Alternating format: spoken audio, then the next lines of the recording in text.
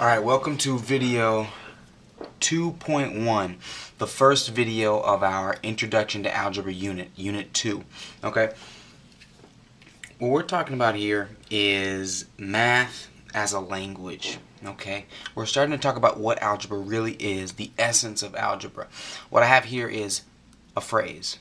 Mathematik ist mein Freund. Go ahead and pause the video or take a second. What language is this? Alright, we're back now. If you chose German, you would be correct. Okay? Mathematik ist mein Freund. That's German. It's a different language, right? If we were to write this in English, it would look like this. Math is my friend. Alright? This is a different language now. English, right? Okay. And then finally, let me introduce you to one more language which you all have used plenty of times, known as math. Let's say something like this. 4 minus 6 plus 5 cubed divided by 7. Okay? That's a language as well. And we call this one math. Okay? Algebra is all about this language of math. We're fluent in English now. We're really good English speakers.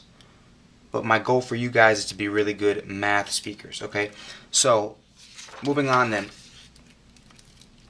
What if we had a phrase like this? 4 more than P. 4 more than P. First of all, what is P in this situation? P is what's called a variable, and we're going to get to this a little bit later, tomorrow actually. P is a variable, but basically it's a letter that represents a number. It stands for some number. We don't know which number it means, how much it's worth, what it's talking about. We just know that the letter P is some number. Now, this is written in English. This is a word phrase. It says 4 more than P. Let's write this word phrase in math. Let's convert this phrase from English to math.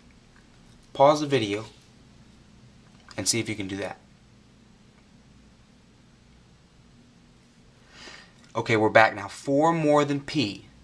If I were to convert this to math, it would look like this.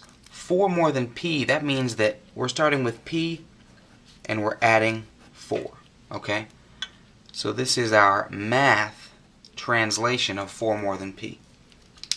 How about this? 4 less than P.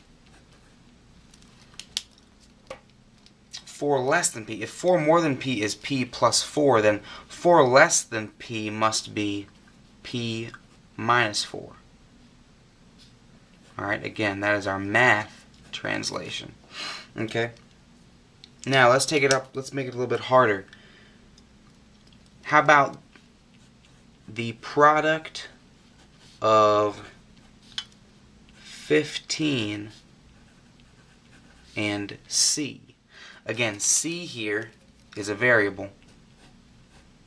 We don't know what number it is, but it's a letter being used to represent some number out there. So the product of 15 and C. We've talked about the word product a lot. Product is the answer you get when you multiply numbers. So we know that we're going to have to multiply when we translate this to math. So we have 15 and C. The product of 15 and C then must be 15 times C, or we know we can just write that as 15C. When we have two numbers just next to each other, that means we're just multiplying them, right? So in math, that looks like 15C. Let's get a little more complicated. How about in English, the sum of 12 and 5 times M. The sum of 12 and 5 times M. We know from our order of operations that we have to do multiplication first. So let's write 5 times m. That's going to be 5m.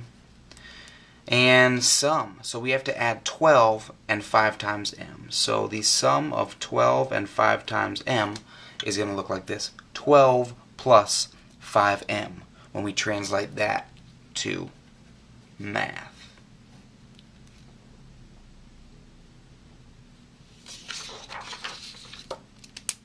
Let's do a couple other harder ones, harder translations. Quotient of a number and 6. We've seen quotient before. Quotient talks about division. We know we're talking about division. Quotient of a number and 6. Now, it just says a number here. We don't know what number. Could be any number. Let's choose the letter N to represent that number, okay? A number. Let's choose the letter N just because number starts with N. So N, the letter N is going to represent whatever that number may be. We're not quite sure what it is yet. But we know we're looking for the quotient of that number and 6. So quotient means division, so we can represent this in math as N divided by 6.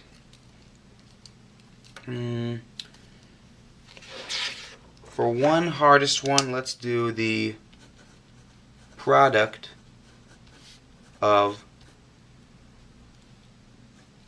5 and m minus the quotient of t and 7. Alright, we got product here. There's a keyword. 5m minus quotient t and 7. Okay, this is a big one. The product of 5 and m. Okay, let's start with that. The product of 5 and m. Product is multiplication of 5 and m. So that must be 5 times m minus the quotient of t and 7. So quotient is division. So the quotient of t and 7 must be t divided by 7. The product of 5 and m minus the quotient of t and 7.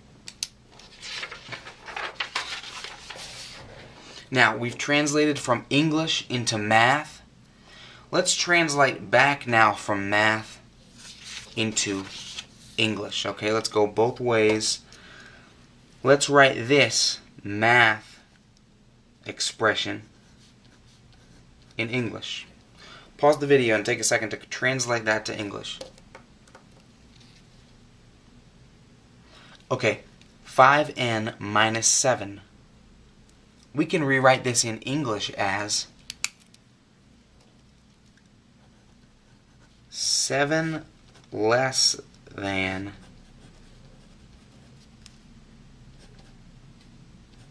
the product of 5 and n.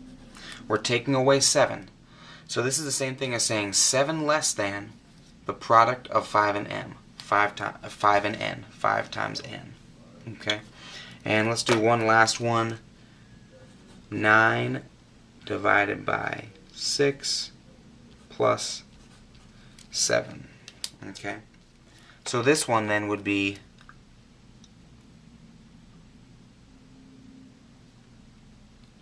7